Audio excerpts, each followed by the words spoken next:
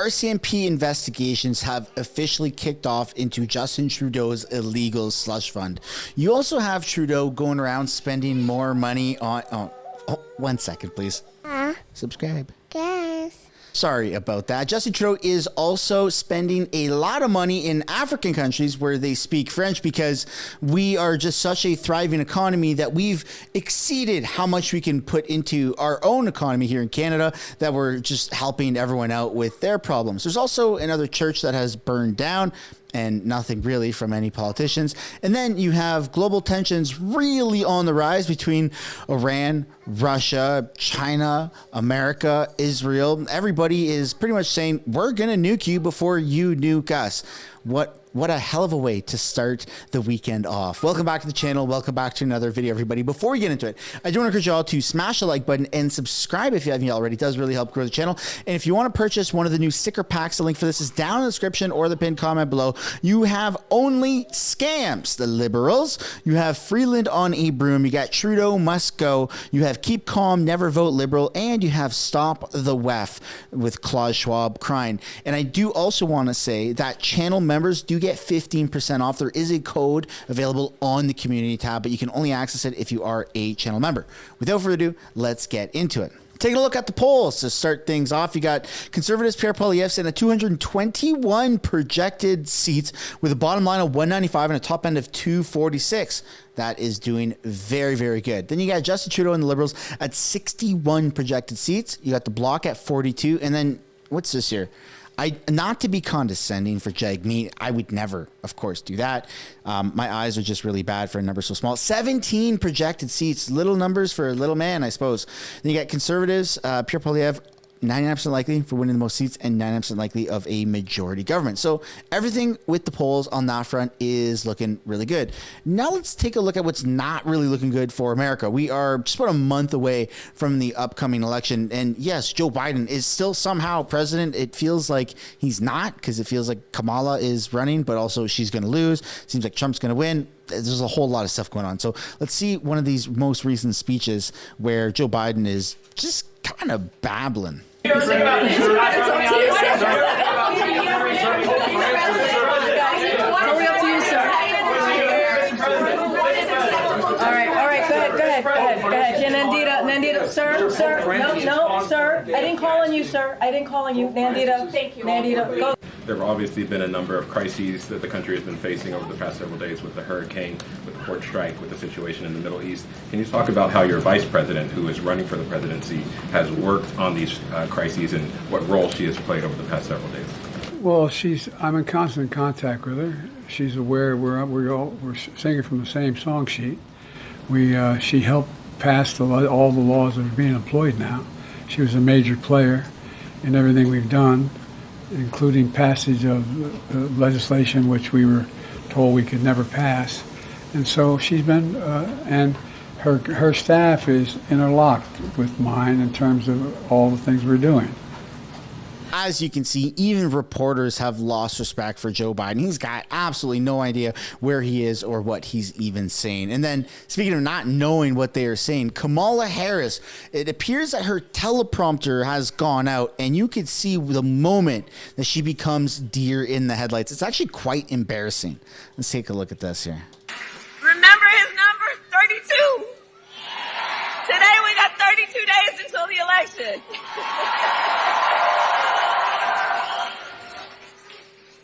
Right there. So 32 days. 32 days.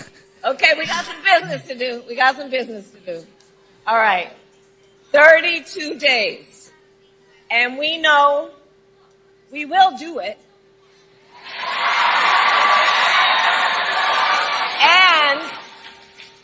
And this is going to be a very tight race until the very end. Yeah, you can see that she just absolutely does not know what to say without the teleprompter. That's one of the biggest differences between her and Donald Trump. Come on, America, you got one shot left. Don't mess it up. And speaking of one shot, Kim Jong-un says that if North Korea will use nuclear weapons if South Korea attacks. North Korean leader Kim Jong-un said the country would not hesitate to use all available offensive forces, including nuclear weapons, if the enemy attempted to use force to encroach on its sovereignty. So you have everybody threatening everybody. Even here, Iran's attack on Israel included 180 ballistic missiles, marking the largest strike of its kind in the history of warfare. Iran says that it'll destroy Israel's entire energy infrastructure, including power plants, refineries, and gas fields if Israel strikes Iran. Now, Israel, to my understanding, has not done that yet, but Israel did strike a base in Syria, which does belong to Russia. Where now Putin is saying Syria is our ally and we cannot abandon our friends in times of need. So that's not very good news. And then Donald Trump is saying that Israel should strike Iran's nuclear facilities. So everybody's saying, if you attack us, we're going to mess you up. And I mean, Joe Biden is not competent enough to handle this level of severity. And even if and when he seems to lose in about a month from now, there's still like another month or two before he actually becomes sworn in again as president of the United States. So yeah, things are looking very, very nerve-wracking until then. But let us know your thoughts down below. And if you're American, let us know who you plan on voting for. And now let's get into some Canadian news. So you get TD Leaker here on X says the 5-year government bond yield is now up 5%. Since this morning. Now that, ladies and gentlemen, is not the sign of good times. And then you have Mark Holland, who's pulling out the most divisive thing for absolutely no reason. The government of Canada has made a Abortion in Canada portal or info website on the actual Canadian government website. Mark Holland says everyone in Canada deserves access to safe reproductive health care, including abortion services. We've launched a abortion services portal so Canadians can get the information that they need. And it's just like, what are you doing, man? You're just adding more fuel to the fire for the sake of creating divisiveness. And speaking of fuel to the fire, you have not one, not two, 113 now. Churches that have burned to the ground or been vandalized. This is Notre Dame in Quebec. This was yesterday on the 4th of October. So it just seems like these things keep happening. And like, when are we going to actually stand up for our churches? Stand up for our religion here in Canada?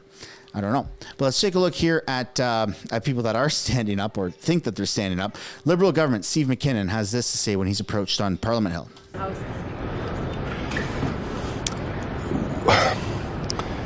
I don't know if it's so much tone, but it should worry Canadians that Conservatives find it acceptable to show up for 5 consecutive days without being willing to debate legislation that's on the floor to help Canadians. Well, they want to go to an election, and you know, this Parliament's looking a little bit tired. So when are Canadians going to go to an election? Well, you know what? They have to convince a majority of the House of that. That's the way the system works. What they're doing is not only preventing the government from putting in place legislation that would help people, but preventing the opposition, other opposition parties from making their points and their contributions as well.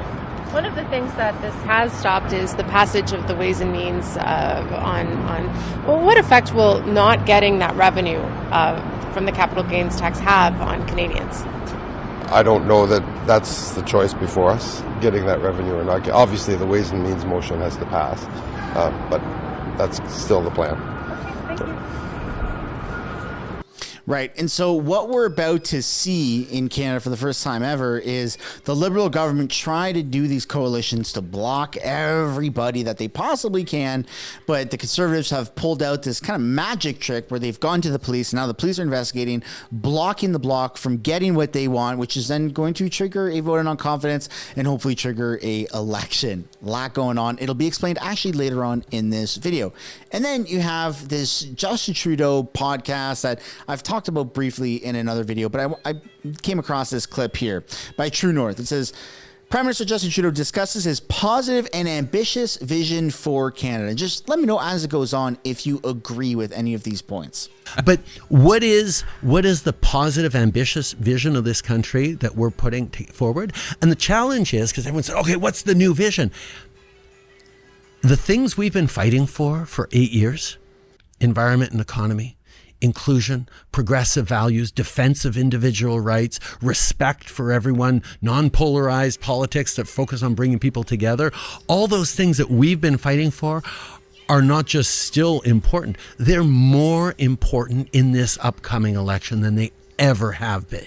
That's on the line. Canada has built actually an edge, an advantage over so many other countries in the world because we've been leaning in the right way. And the retrograde forces that are pulling back and saying, oh no, this is why we're doing badly, this is fighting against climate change is why Canadians can't afford their groceries, which is a massive oversimplification and, as been shown by many experts, just wrong, but certainly bodes poorly for the future.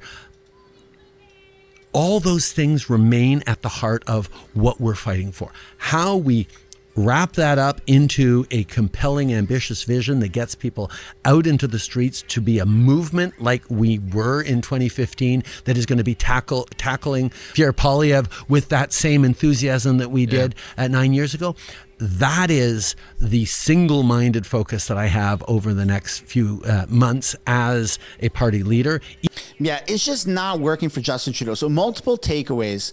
First of all, look at how they're sitting, right? At least the podcast host is sitting how most, masculine men would sit. Justin Trudeau on par exactly with his, in touch with his more progressive side is the most polite way of putting it. Now, I did say previously that I do give props where props is due, and I hate to admit it, but it is nice to see Justin Trudeau show up on these types of platforms, these long form, content pieces where, he's sitting on someone's YouTube channel, right, for a podcast. Now, yes, this person on the left who is the host has 600, 700, 800, 900 subscribers, right? Quite small. Like, that's a very small channel to have the prime minister of a country on, but nonetheless, that did happen. And I did previously say in a video when I talked about this that it would be nice to see Pierre Poilievre also do that. And I guess I spoke a little bit before thinking, because I did forget that Pierre Poilievre has done a interview through online, I believe, with Jordan Peterson, but I haven't seen Pierre Poilievre sit down in like a podcast studio or with a YouTuber, aside from when JJ McCullough went to Parliament to see him. I haven't seen that yet, and that's the side of Pierre that I really look forward to seeing, and maybe one day even having the opportunity myself to be in that position to talk to him face to face on camera. But nonetheless, I still can't believe that Justin Trudeau believes his own crap. He's been huffing his own farts. Look, dude, Canada is not doing good. They're starving. People are poorer than they have ever been. People are not making as much money as they should be. The government is taxing us more than ever, and your priority is climate change. And the taxes that go towards fighting climate change, we don't even know what you are planning. You don't even know what you're planning on doing with that money. Now, this is something that's been brought up to Justin Trudeau's face in Parliament several times. The best example is the recent events that happened with Jasper National Park, where it burned down. Now, you have local government, provincial government that said, hey, they literally emailed Trudeau in the weeks leading up to the fire. They said, hey, dude, we need to do some controlled burns. We need permission or money or whatever it was, because it is a federal park. And no answer. They got ghosted. And then there was a fire and it erupted into what it is, right? Absolutely devastating. It's affected our morale here. It's a stain on Canadian culture, because that's a beautiful and highly cherished park, national park here in Canada. But it was kind of avoidable, and that was a moment that the government used to politicize something that was avoidable if there was just open line communication, if there was actual resources that went towards preventing that, and then they use it to politicize and say, hey, look, this is why we're taxing you to death. This is why you can't, buy a steak and can't go out for dinner with your family, because we need money to do this, but our money could be going towards preventing them. The government isn't about prevention. It's about a Band-Aid afterwards for it to repeat so that we can get more money out of the system, so that you can put a Band-Aid on it so you can get more money out of the system. So you see how that kind of goes in a loop. That's the mentality. And it's very, very annoying to see Justin Trudeau go on these podcasts or any platform at all and keep regurgitating the same thing. And the government's going to tell you, the media is going to tell you, hey, you're crazy, man. We need to fight climate change. Yeah, I mean, we have a good amount of money in our budgets already if we weren't wastefully spending, because Canada's a pretty high tax country even without the carbon tax. And we could definitely be using that money a little bit, just even a little bit better than what we're currently doing right now, and it would go a long way. But again, I'd love to know your thoughts down in the comments about that. And then we have to talk about this moment where Pierre Poilievre talked about a cop killer in Parliament. Recently, there was a person who was out on bail, and I believe he had been caught for aggressive, disorders or violent crimes or something of the sorts. And he shot a police officer in Toronto in the stomach. And I believe the police officer is still recovering. It didn't die, but nonetheless got shot in the stomach. Pierre Poilievre used that story and said that guy is a dirtbag, and this is the ridiculous hug a thug policy that the Liberals are implementing in Canada that lead to this. Called him a dirtbag. The Liberals got up and said this about Pierre Poilievre's comments. They defended the dirtbag criminal. Thank you for allowing me to speak. I've noticed over the last several months a real decline in the tenor of this House. It is disturbing to me as a member of Parliament to hear other members of Parliament use names and slurs towards constituents of all of ours. These are Canadians that we're talking about. And Mr. Speaker, when we're using names and calling each other names and calling constituents names, I think we can do better, Mr. Speaker. I'm a member of Parliament for Thunder Bay Superior North, and I'm immensely proud of the citizens in my riding, and I would never, ever consider calling any of them a name. Yeah, no, isn't that the lady that got up and said Hong Kong stands for Hail Hitler during the Freedom Convoy? That guy is absolutely a douchebag, and I think that I rise to the challenge and say that he's a massive douchebag, since they weren't obviously happy, or dirtbag, douchebag, massively both. That is the final answer that I'm locking in. This is the Liberal mentality. Protect criminals, defend criminals, even above and beyond criminals, cop killers. That is the government that people are choosing somehow to vote for. It doesn't make any sense at all. And speaking of not making any sense, Justin Trudeau is using his time in France right now to announce that Canada is going to be funding African countries that speak French. That's right. Kind of crazy, but nonetheless, the federal government will direct $16 million to homeless veterans. Nope, sorry, that would be nice if that were the headline. In fact, it says the federal government will direct $16 million to support access to education, women, girls, youth, health, and safety to communities in French-speaking African countries. Ottawa is also earmarking $1.6 million for scientific research in France, or in French, student mobility and youth employability, as well as expanding content on a French language streaming platform.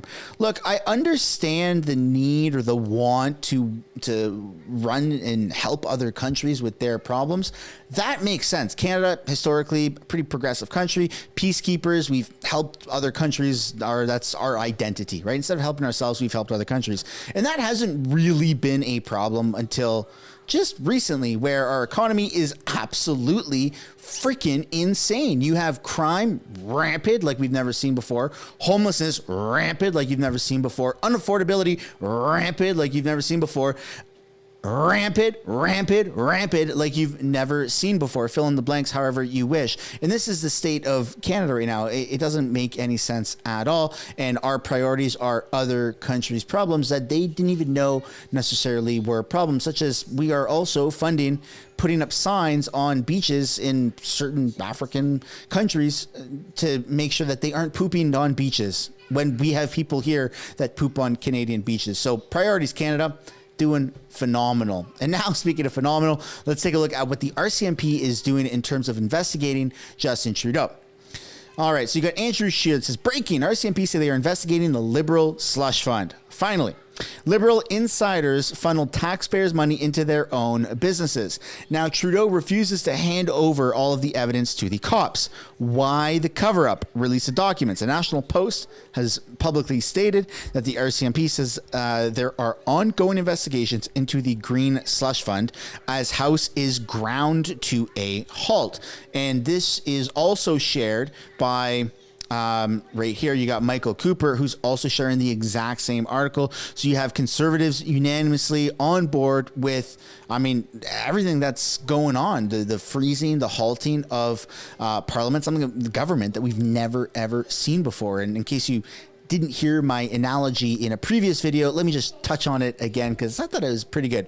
The Conservatives went down into a cellar deep into the pits of Parliament, and they were looking for this magic book that had an old tale of how to pretty much pin the abusive government up against a wall. And they found out what that book was saying. They brought it to light, and here we are. You have the government pinned up against the wall, where the Liberals are now having to pretty much respond not to things in Parliament, but to the RCMP because of these ongoing investigations. And that is where we are currently. Here to explain that a little bit more is what happened yesterday in question period. Let's take a look. Breaking news. The RCMP Commissioner confirmed that the Prime Minister's hand-picked directors to the Green Slush Fund are under criminal investigation. So what we have now is the Liberals not only defying an order of this House to produce the documents and turn them over to the RCMP, Liberals are now obstructing justice by refusing to cooperate with the RCMP investigation. 9 Green Slush Fund appointees have been implicated in funneling $400 million to their own companies. Are Liberals obstructing justice so their cronies can avoid jail? The Honourable Parliamentary Secretary. Wow. House Leader. Yes, thank you, Madam Speaker. And I am disappointed in the Conservative Party's approach, and I'm not alone. If you take a look in terms of what it is that the Auditor General of Canada is saying and the RCMP is saying in regards to the Conservative tactic, and people should really note this, they are extremely uncomfortable. You have caused a great deal of discomfort to those independent offices because of your behavior here on the floor of the House of Commons. The Honourable Member to speak through the chair. I hope I haven't caused anything to anyone. Wow. Mr. Secretary. Yeah, you can't address them directly. Madam Speaker, I would suggest to you that the Conservative Party needs to be more sensitive and listen to what the RCMP. The Honourable Member for South Shore St. Margaret. There it is. This House is listening to the RCMP when the RCMP Commissioner said yesterday that he's investigating the corruption at the Green Slush Fund. You know, they use as an excuse the Charter. The Charter does not exist to protect Liberals and prevent and create obstruction of justice opportunities. As Liberals cling to dear life to the secret documents, they obstruct justice. Hundreds of millions of dollars have already been funneled to Liberal cronies. What's the true number? Is it billions? Is it 2 billion? Will the Liberal who is obstructing justice and knows the true amount of the Honourable Parliament. Please stand up. Wow, this is the first I'm hearing about this. Conservative Party playing games at a great expense to Canadians, solely focused on their party fortunes and anything else, as opposed to trying to do filibusters on the floor of the House of Commons. Why don't they listen? Listen to what the RCMP, listen to what the Auditor General is saying, Madam Speaker. And what they are saying is this Conservative tactic causes great concern, and it's justified as the Conservatives are trying to blur the whole issue of judicial independence. Shame on them. The Honourable Member for Calgary Heritage. So the RCMP Commissioner, for those that didn't catch that, has confirmed that they are investigating Justin Trudeau, as per that Conservative MP. I'll say that one more time. For crying out loud, the RCMP Commissioner has confirmed that they are launching an investigation criminally into Justin Trudeau. So it is happening, folks. You just heard it right there. And the Liberal MP did not deny it. They're saying that it's unfair and unjust. And this brings me back to the talking point that I made at the start of this video. It's happening. Something you've never seen before. We've talked about how the RCMP should get involved, but the Conservatives found a legal loophole. Somebody went down into the basement of Parliament, into a locked door, or must have, and broke through it. Maybe the lock wasn't working. They got through all the cobwebs, right? And they found this book that said, that was behind a piece of glass that said, "Break in case of emergency." And they broke it, and they're reading the book, and it was like, hey, by the way, if there's really a lack of confidence in the running government, the party, and there's substantial evidence to show that they are breaking laws, criminal laws, then you can use this. And that's what the Conservatives are doing right now. The RCMP commissioner has confirmed yesterday that they are investigating Justin Trudeau. So it is happening, folks. It's happening. And the only way that Trudeau can get out of it is if he releases the documents, right? He has to release the unredacted documents, which would incriminate him. Or I don't know what the other option is. None of us really know, because this is the first time it's ever happened. He releases the documents and he incriminates himself, or he lets time go on, and then, you know, maybe the RCMP commissioner says, okay, we've investigated and there's nothing there, but we all know that's not going to happen. And so this is what happens when Liberals are not listening to Canadians. And the Conservatives have pulled off like the biggest Hail Mary that we've ever seen in Canadian history. And it's phenomenal. And before I hit play, let's drop some W's in the chat for Pierre, for the Conservative team, for doing this, because there's a lot of confusion around this. But just know that some crazy stuff is happening for the first time ever in Canadian history. And it's very likely to land Justin Trudeau criminally charged, or other Liberal MPs criminally charged or held accountable to some degree with the law. It's phenomenal, right? They're playing this high IQ level chess. Freedoms, not the charter of crime and corruption, as the Deputy House Leader seems to contend. 9 years of NDP Liberals. Taxes are up, costs are up, crime is up, and time is up. Guess what? Conflict of interest is up too.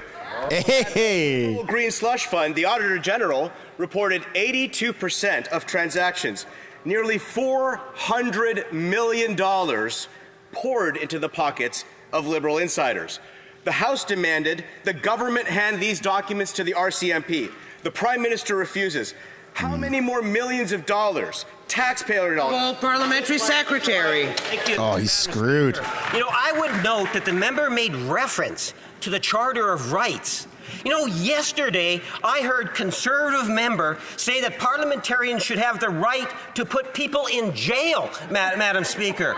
They have no credibility when it comes to the issue of the Charter of Rights and protecting judicial independence. They are literally laughable yesterday in terms of their performance on this issue. They should be ashamed of the way in which they throw to the side the independent office misinformation RCMP, and they walk on the Honourable Member for Calgary. Okay. That right there is blatant mis and disinformation. The Conservatives, there is nobody from the Conservative Party that is suggesting that, hey, look, they are going to go and arrest and have criminally charged civilians. That is extremely misleading, very disingenuous. It's mis and disinformation at the highest level, probably with a hint of Russian propaganda in there. Throw at them what they've thrown at Conservatives, right? No, the Conservatives have given Liberals a chance. They've called 2 votes of non-confidence, and other parties have blocked it from happening. Justin Trudeau is not taking accountability for these slush funds, for all of the corruption, for which Randy is it, the millions, billions of dollars that has gone to wasteful spending towards pocketing himself and all of his friends and family. And now Carbon Tax Carney is, you know, in that spotlight. You stepped in at the wrong time, buddy. I really have to say. Not that I want to protect, you know, Carbon Tax Carney's reputation. I think that he's exactly where he should be with all of the corruption, and that's very unfortunate for him. But no, what that Liberal MP just said, they are not. The Conservatives, Pierre, is not going after civilians. He's not saying, hey, that person walking down the street, John Doe, right? Let's go after him. Nope, that's not at all what's happening. Pierre has given ample amount of time for the Liberals to take accountability for their actions, to come forward. They've done investigations. It always gets blocked. They've had committee hearings. It gets blocked and denied by NDP. They've had this sense of immunity They've had this shelter of immunity and the halo around them, which compiles of the NDP and the Bloc. And this freaking Hail Mary that they found, I mean, I see the last super chat here on the live stream says, not a religious man, but thank the Lord for whatever Conservative went down to the basement and found a loophole that might have saved Canada. Absolutely. Like, that's exactly what they are doing right now. This is huge. And I really encourage everyone to, subscribe to this channel, to the, my MSB one, House of Canada, and turn post notifications on, because this is going to hit the fan in a way that we've never, ever seen before. There's no way around this. They can't just say, no, we're not doing it. The RCMP is now literally involved. The commissioner of the RCMP. There's too much eyes. There's too much attention. And this legal workaround that they've found is just like chef's kiss. Mwah, beautiful. It's phenomenal. So the Liberals are flinging mud, and they don't know what's about to hit them. They're perpetuating lies and mis and disinformation with probably a hint of Russian propaganda in there to try and add, more social points, so social credits points, right? Whatever you want to call it, to them saying, oh, wow, look, Conservatives are big and bad. Liberals are big and bad. You guys have had so many opportunities, so many chances to come forward and call an election so we can move on. Stop holding Canadians hostage. And now the cops are involved. Uh-oh. Madam Speaker, the Charter protects people from government, not politicians from prison. I think that the Deputy House Leader would be well advised to think about how every parliamentarian is not above the law. Well, honestly, that's like the best bumper sticker or slogan I've heard. The Charter rights protects people from government, not politicians from police or jail. Like, that is just freaking phenomenal, man. These guys are just on point. And it's unfortunate that on this Friday's episode here, that the House is empty, the government shut down, they can't do anything. All they can talk about is this. That's it. They can't talk about anything else. All they can talk about is very few and select things. And it sucks that it's not a full house, but people go all out and about and do their thing, right? A lot of them return home to their constituency and stuff like that. So it's nuts. This is crazy. This is underwhelming. This is the thing about politics that just gets swept under the rug, right? The important stuff like this, because people are like, it's not really that interesting. There's only a few people. There's only a few people in the House. How important can it be? We're finding out it's extremely important. Extremely. That, ladies and gentlemen, is the end of the video. I hope you enjoy the rest of your Saturday morning, your weekend. I look forward to seeing you guys in another video. On your way out, if you haven't yet already, I encourage you guys to smash the like button and subscribe, and I'll see you later. Bye for now.